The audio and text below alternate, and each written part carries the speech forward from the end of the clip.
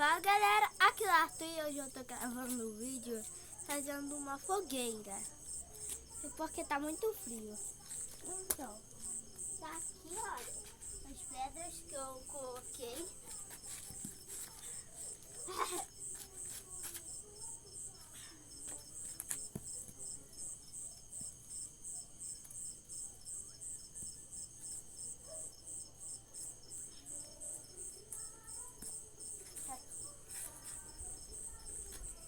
Essa é muito grande.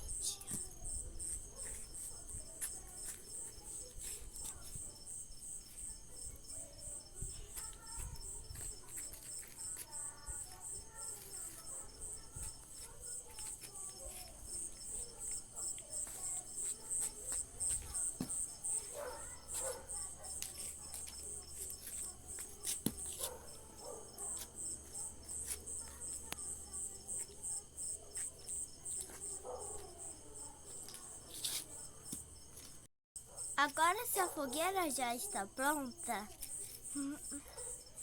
e vai acender, mas na parte 2. E esse foi o vídeo e tchau!